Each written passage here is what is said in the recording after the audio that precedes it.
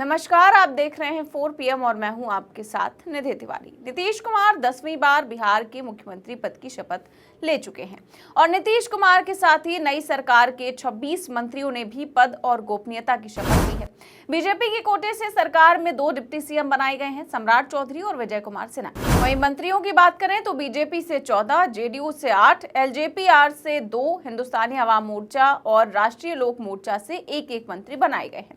लेकिन शपथ ग्रहण समारोह से पहले उस वक्त राजनीतिक हलचल मच गई जब नीतीश कुमार का काफिला सीएम आवास एक अड़े मार्ग से निकला और गांधी मैदान आने की बजाय उनका काफिला मौर्य होटल पहुंच गया, जहां गृह मंत्री अमित शाह ठहरे हुए थे।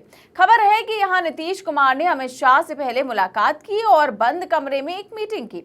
ऐसे में सवाल खड़ा हो रहा है कि अंतिम समय में नीतीश कुमार अमित शाह से मिलने होटल क्यों गए और बंद कमरे में दोनों नेताओं के बीच किस मुद्दे पर बातचीत हुई। आखिर वो ऐसी क्या बात थी जो शपथ से ठीक पहले करना बेहद जरूरी था। सब कुछ बताएंगे आपको इस वीडियो में।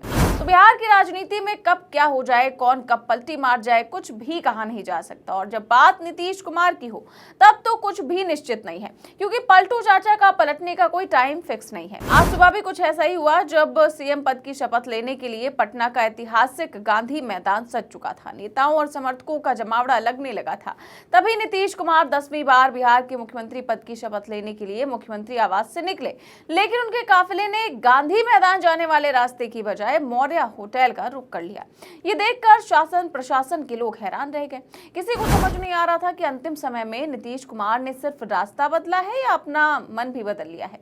अचानक उनका काफिला मौर्य होटल पहुंचा, जहां कल रात से गृह मंत्री अमित शाह ठहरे हुए थे। वो भी शपथ ग्रहण समारोह में जाने के लिए तैयार ही हो रहे थे कि अचानक होटल में नीतीश कुमार को देखकर वो हैरान रह गए। फिर उन्होंने नीतीश कुमार से मुलाकात की और फिर दोनों नेताओं के बीच कुछ देर बंद कमरे में बातचीत होती रही। तब हलचल मची रही कि आखिर दोनों के बीच क्या बातचीत हो रही होगी। अटकलें लगाई जाने लगी कि कहीं नीतीश बाबू आखिरी मिनट में कोई शर्त रखकर कोई नई राजनीतिक चाल तो नहीं चलने जा रहे हैं। तभी कुछ देर के बाद दोनों नेता बाहर आए और फिर नीतीश कुमार शपथ लेने के लिए गांधी मैदान के लिए रवाना हो गए। उनके पीछे पीछे अमित शाह भी शपथ ग्रहण समारोह में हिस्सा लेने के लिए निकल गए। वहीं शपथ ग्रहण समारोह में पहुंचकर नीतीश कुमार ने 10वीं बार मुख्यमंत्री पद की शपथ ली। धन्यवाद, बधाई।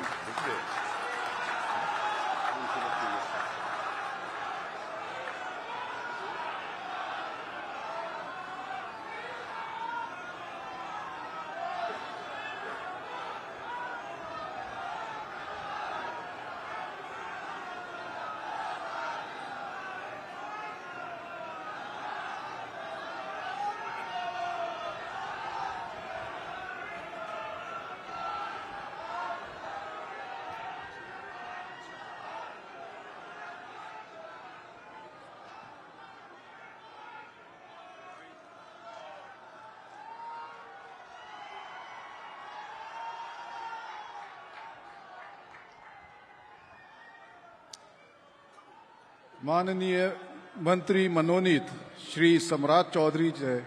बिहार में नीतीश कुमार की अगुवाई में एनडीए सरकार का गठन हो गया है। एनडीए के मंत्रिमंडल में अगड़ी और पिछड़ी जाति से 8 मंत्री बनाए गए हैं, तो दलित समुदाय से 5 मंत्री बने हैं। इसके अलावा मुस्लिम समुदाय से भी 1 मंत्री बनाया गया है। नीतीश मंत्रिमंडल में शपथ लेने वाले मंत्रियों में मंगल पांडे, अशोक चौधरी, लेशी सिंह, श्रेयसी सिंह, रमा निषाद, मदन सहनी भी शामिल है। वहीं जीतन राम मांझी की पार्टी से उनके बेटे संतोष कुमार सुमन और उपेंद्र कुशवाहा की पार्टी से उनके बेटे दीपक प्रकाश ने मंत्री पद की शपथ ली है। शपथ ग्रहण में मंच पर प्रधानमंत्री मोदी, गृह मंत्री अमित शाह, आंध्र प्रदेश के मुख्यमंत्री चंद्रबाबू नायडू के साथ साथ एनडीए की सरकार वाले राज्यों के मुख्यमंत्री भी मौजूद थे। तो जहां शपथ ग्रहण समारोह में पूरा एनडीए कुनबा मौजूद था, तो वहीं इस कार्यक्रम में विपक्ष का एक भी नेता शामिल नहीं हुआ। अब देखिए, सीएम नीतीश के शपथ ग्रहण में भले ही विपक्ष के नेता शामिल ना हो, लेकिन राष्ट्रीय जनता दल के नेता और पूर्व डिप्टी सीएम तेजस्वी यादव ने जरूर उन्हें बधाई दी। सीएम नीतीश के शपथ ग्रहण के बाद तेजस्वी ने एक्स पर पोस्ट कर लिखा कि नीतीश कुमार को बिहार के मुख्यमंत्री पद की शपथ लेने पर हार्दिक बधाई।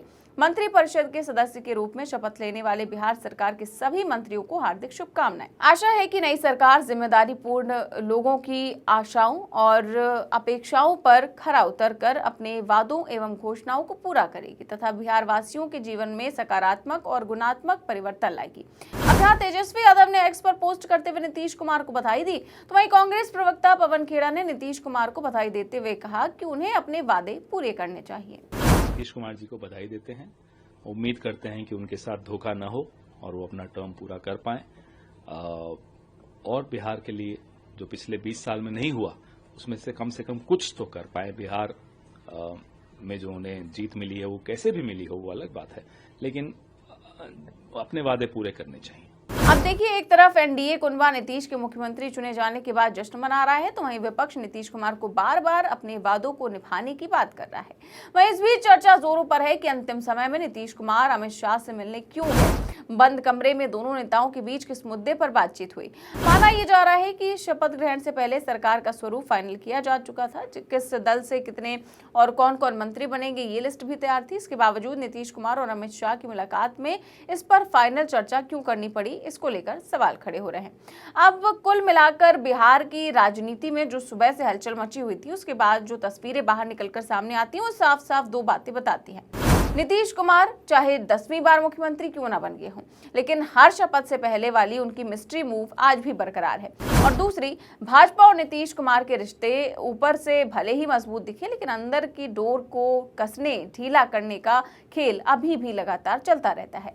मौर्य होटल में अमित शाह से नीतीश कुमार की वो अचानक मुलाकात इसी सत्ता संतुलन का हिस्सा मानी जा रही है, जहां दोनों नेताओं ने बंद कमरे में सरकार के अंतिम आकार, मंत्री पदों के संतुलन और आने वाले दिनों की रणनीति पर आखिरी मुहर लगाई होगी। अब विपक्ष चाहे इस मीटिंग को लेकर जितनी भी अटकलें लगाए, लेकिन सच तो यही है कि नीतीश कुमार सत्ता के शतरंज के ऐसे खिलाड़ी हैं जो आखिरी मिनट में भी एक चाल चलकर पूरा गेम का मूड बदल देते हैं। और शायद यही वजह है कि बिहार की राजनीति लगातार रोमांचक बनी रहती है। लेकिन अब गेंद नीतीश कुमार के पाले में है, वो अपने वादे निभाते हैं या राजनीति के पहियों को फिर से घुमा देते हैं, ये आने वाला वक्त ही बताएगा। फिलहाल तो शपथ के साथ ये खेल शुरू हो चुका है। इस पूरे मामले पर आप क्या सोचते हैं, हमें कमेंट बॉक्स में अपनी राय जरूर दें। चैनल को सब्सक्राइब भी करें और ज्वाइन भी करें। देश और दुनिया की तमाम बड़ी खबरें जानने के लिए देखते रहिए 4PM न्यूज नेटवर्क। नमस्कार।